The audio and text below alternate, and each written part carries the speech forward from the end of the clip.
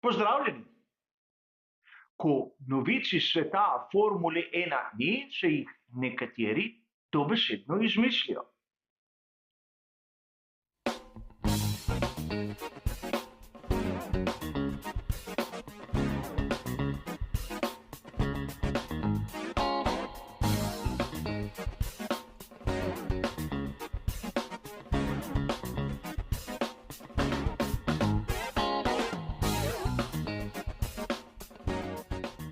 Verjetno ste zasledili, da je baje sam John Elkann ponudil Lewisu Hamiltonu pogodbo vredno 40 milijonov funtov, kolikor bi si želel v naslednji sezoni pridružiti Ferrariju.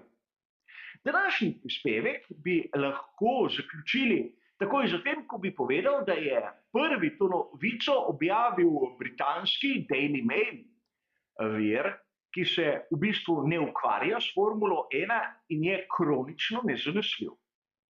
A ogledali si bomo, zakaj ta zgodba ima več točk, v katerih lahko sklepamo, da ne gre za preverjeno novico, in zakaj mnogi drugi viri, ki so dobesedno navedli to zgodbo, trdijo, da v samem Maranellu o tem ne vedo nič.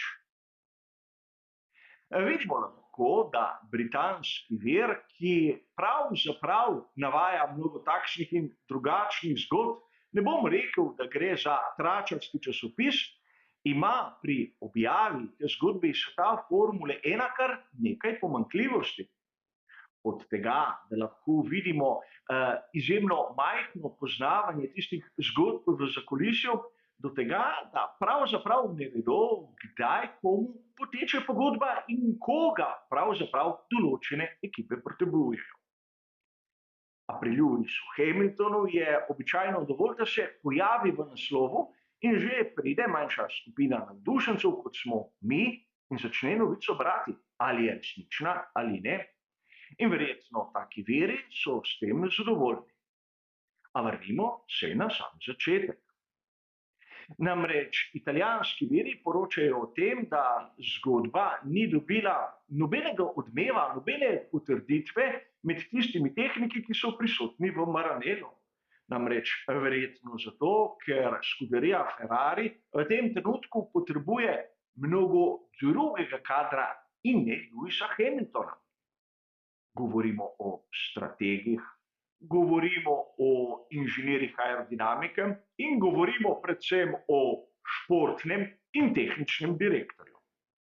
Namreč šele ko bo pri skuderiji Ferrari zapolnjeno zadnje mesto med tistimi inženirji, ki lahko naredijo konkurenčni bolid, se bodo lahko začeli ukvarjati s tem, koga bodo povabili medse, če bo na primer Lewis Hamilton še na razpolago.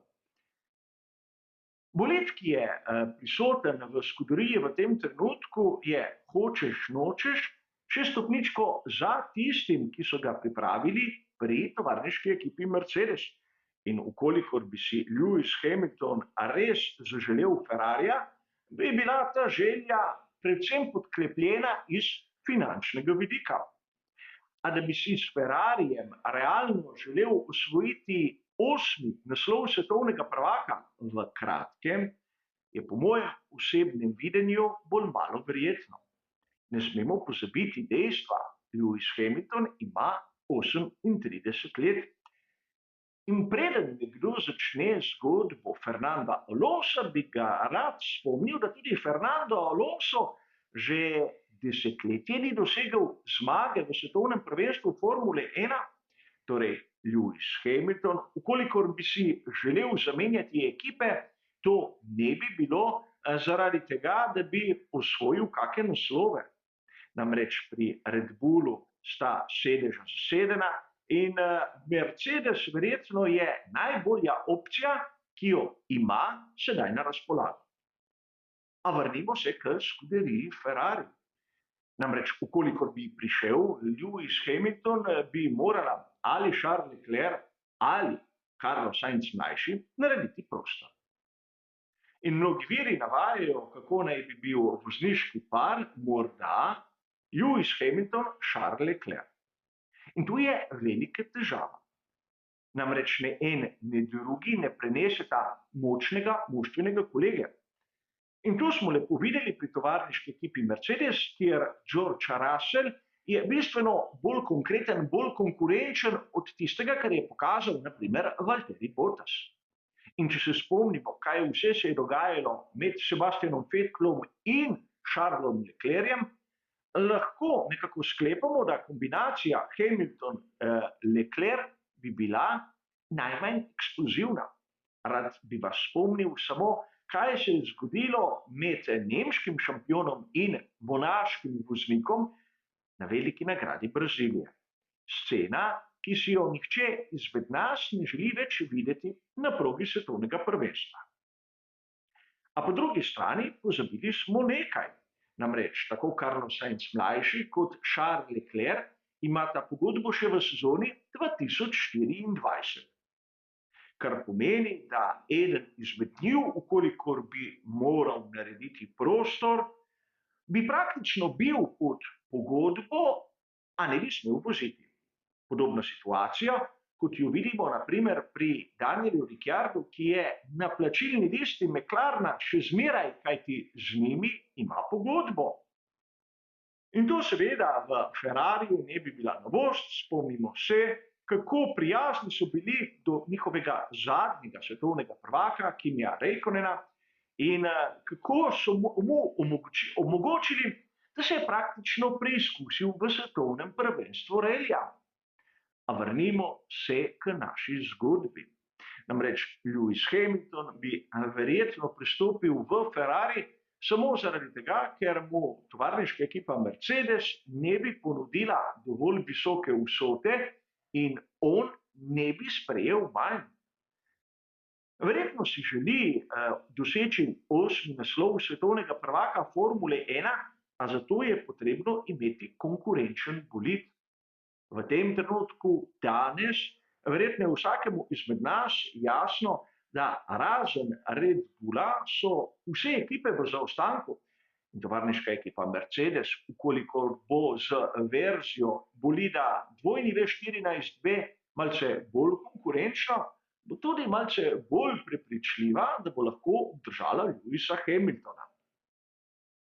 In pravzaprav smo si lahko enotni pri tem, da Lewis Hamilton pri Mercedesu se počuti kot doma.